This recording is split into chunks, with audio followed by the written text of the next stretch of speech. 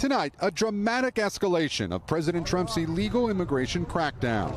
The first of 1,500 extra troops touching down in El Paso, Texas to support border security. And for the first time, migrants being deported not on chartered flights like before, but on military aircraft. 2 flights landing this morning in Guatemala. We're getting the bad, hard criminals out. These are murderers. These are people that have been as bad as you get.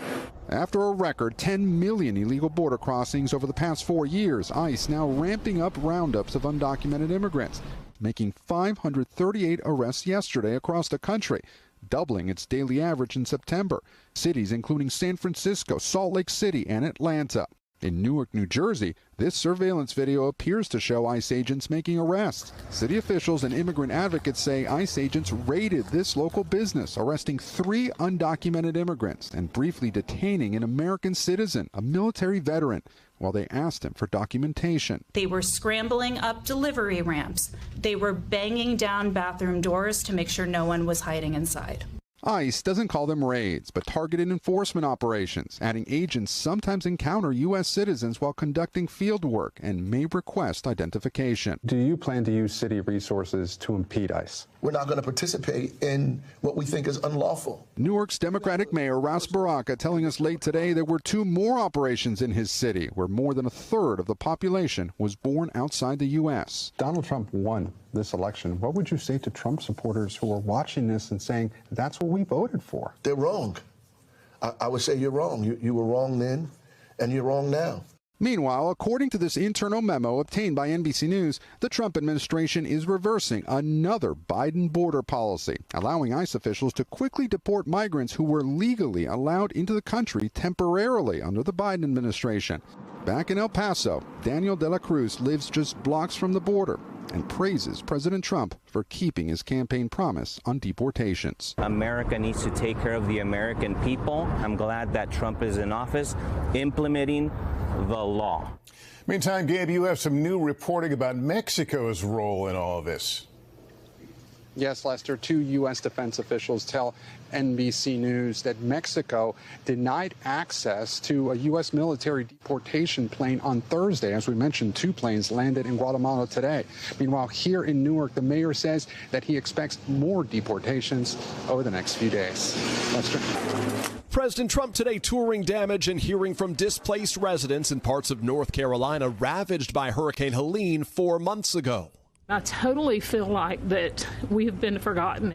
The president, alongside the First Lady, again complaining that FEMA's response has been too slow. Unfortunately, our government failed you, but it wasn't the Trump government. It was a government run by Biden. And floating a potentially dramatic move, eliminating FEMA entirely. I think, frankly, FEMA's not good. FEMA's turned out to be a disaster. I think we're going to recommend that FEMA go away. Instead, proposing the White House send disaster relief directly to states and give governors more control. But a president does not have the power to shut down FEMA and would need Congress to give him the authority to remake or get rid of any agency. FEMA's defenders argue the federal government supports states and has a breadth of expertise and resources to respond that most states do not have. A top Democrat tonight panning the proposal.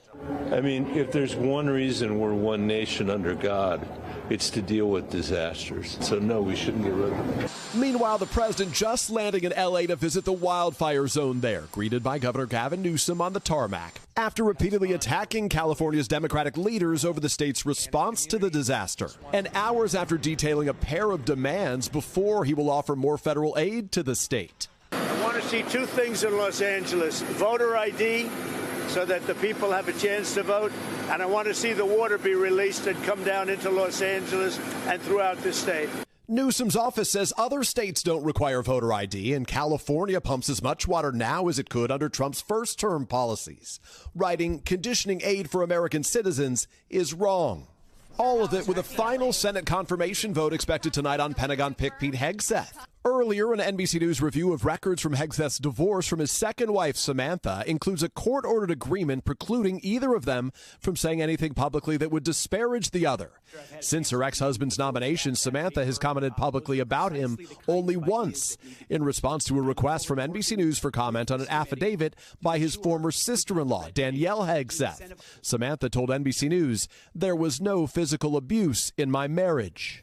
And Peter, let's turn back to FEMA for a moment. The president is moving forward with his plan to eventually overhaul it. Yeah, that's exactly right, Lester. A White House official tells me tonight that the president is signing an executive order that will establish a task force to review and provide some of its suggestions to Donald Trump about what to do with the Emergency Management Agency. Thanks for watching. Stay updated about breaking news and top stories on the NBC News app or follow us on social media. Well, it's been a week since Donald Trump was sworn in as President of the United States. Tonight, he's touting his success with increased deportation arrests as concerns over his new immigration policy continue to grow.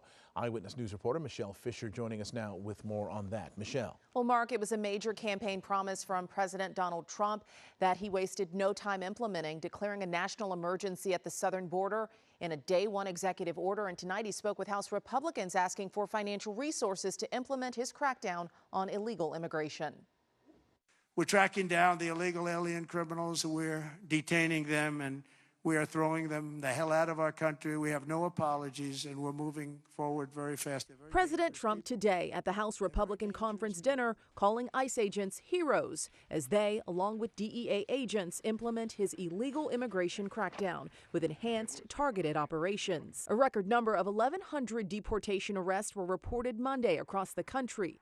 This scene in Denver, where agents raided a nightclub, detaining around 50 people who officials say are connected to Agua, a violent Venezuelan gang. In Miami, the ICE field director saying, however, it's not only violent offenders who are being targeted. We make a discretionary call on every case that we arrest, whether that's a criminal or not a criminal, but we're going to take an enforcement action on every individual. Meantime, a fifth immigration deportation flight took off from El Paso, Texas to Colombia today. This following a tense standoff over the weekend after the South American country's president refused to accept 2 deportation flights Sunday. The leader reversing course and accepting the deported migrants after Trump threatened tariffs as high as 25%. Trump saying in remarks today he also wants to deport repeat criminal offenders who are in the country legally. I also will be seeking permission to do so. We're going to get approval, hopefully, to get them the hell out of our country along with others. Let them be brought to a foreign land and maintained by others for a very small fee. Just 1 week into his second term, uncertainty over the president's swift immigration crackdown now being felt by many. I had a 4-year-old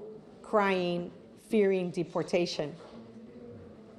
That is not making America great again. And President Trump does also say he plans to complete the southern border wall, which will also require funding from Congress and could face a number of legal hurdles over land ownership in Texas and Arizona. Hello, I'm Mark Brown. Get more great ABC7 content by clicking the subscribe button for our YouTube channel and download the ABC7 Los Angeles streaming app on Fire TV, Android TV, Apple TV, and Roku to watch on your TV. Well, President Trump's illegal immigration crackdown is off to a fast start. Fox News has learned that in a 33-hour period between Tuesday morning and Wednesday night, ICE agents arrested over 460 migrants, many with long criminal histories. But these operations aren't just limited to Boston. They're taking place all over the country. Bill Malugin is getting an exclusive look at this massive, important operation in the sanctuary city of Boston. Live now to Bill. Well, Emily, we've heard officials here in Boston and in Massachusetts say repeatedly they are not going to cooperate with ICE or mass deportation efforts by the Trump administration. And ICE says, well, that's perfectly fine. You don't have to cooperate with us. We're still going to go into your city and we're going to do the job. And we were with ICE Boston yesterday for about 10 hours as we got to watch them firsthand carry out immigration enforcement. Take a look.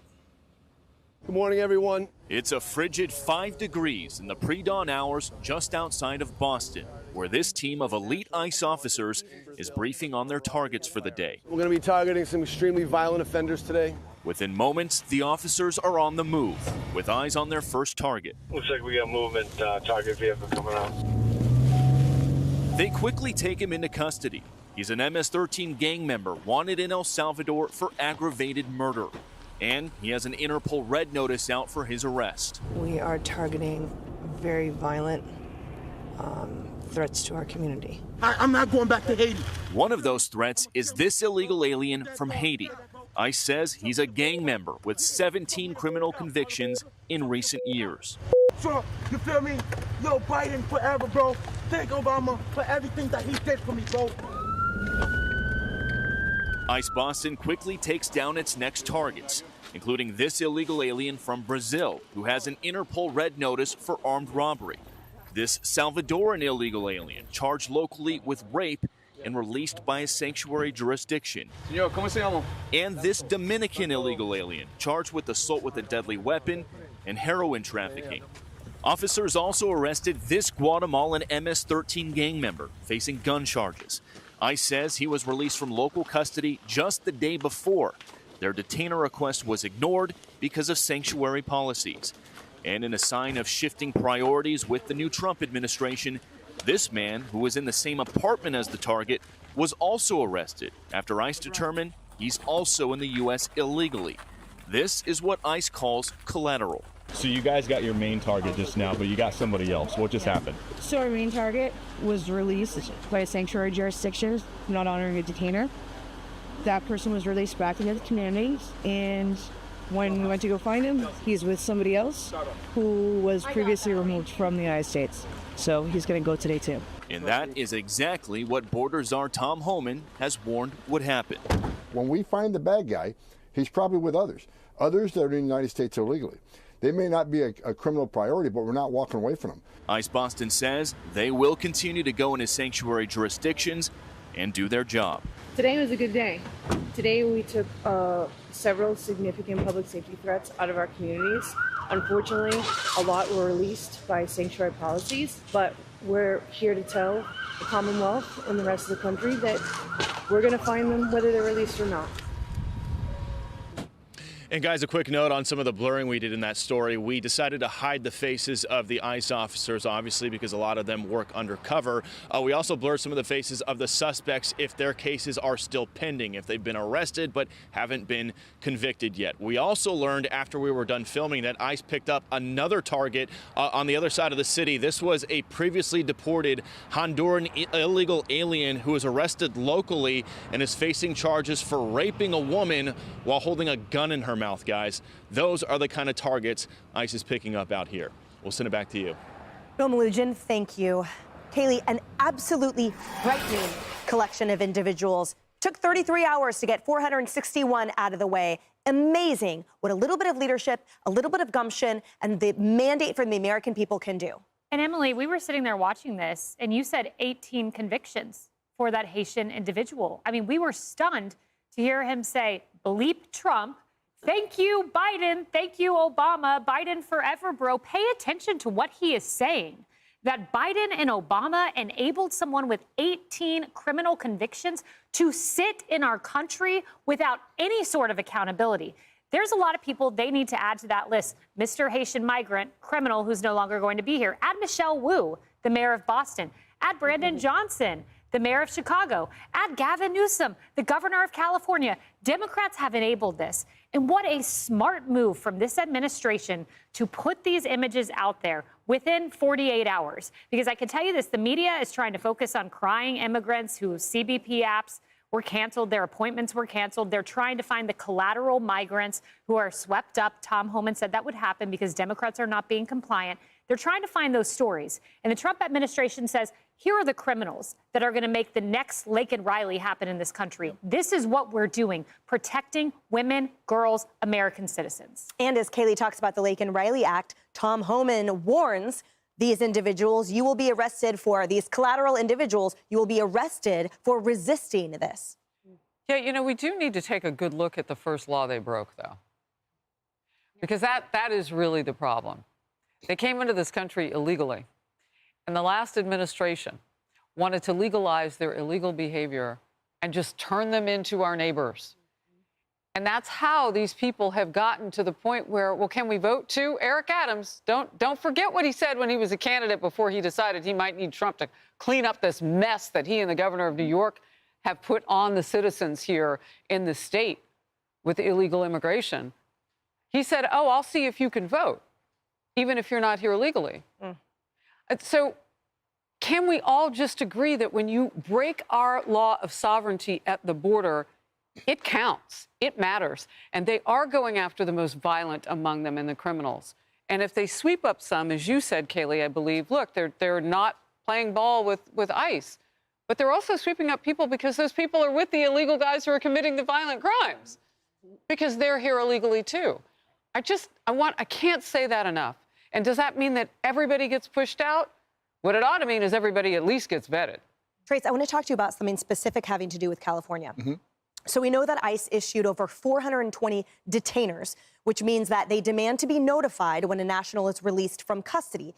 These ones that they're requesting are in custody for things like homicide, battery, rape, kidnapping, and the like. But they're in the city of San Jose, for example, when Miss Bambi Larson was murdered by an illegal immigrant who had 6 detainer requests from ICE. And that is why, in part, Michael Gates from Huntington Beach in your neck of the woods in Southern California is suing California, saying we are not a sanctuary city. You are hurting American citizens. So this is something that we're going to see reflected in these ongoing tensions now. But I see Tom Homan and the rest of the United States succeeding over this. And it's important to note that when you talk about Huntington Beach, it's in Orange County, and Orange County is a redder part of California. Not as red as it used to be, but remember, in the election, 11 counties in California went red. So it was a big deal, a big shift. California is not going to cooperate. Bill Melugin, nobody's done better work on this stuff than Bill Melugin when he was talking about in his script saying Boston is not going to cooperate. Yes, but Boston is also not resisting a lot of this stuff. They're not putting up any kind of resistance, which is a very good point, because even Eric Adams is saying, you know what, we're gonna play ball. He has to. We're gonna play ball, and even Denver, we're gonna play ball a little bit. California's not there yet. California is pushing back, saying we are going to resist, we are going to protect. Chicago is saying we are going to protect our people. But you can see as they start seeing these images of MS-13 members and gang members being gathered up and sent to their home countries, you're going to see more public opinion come out and say, this is what we need. It's not Alexandria Ocasio-Cortez saying they're deporting legal people. It's not what's happening. They are reporting the worst of the worst like they said they would do. That's why the protection of the people means complying with ICE and actually helping this rather than resisting.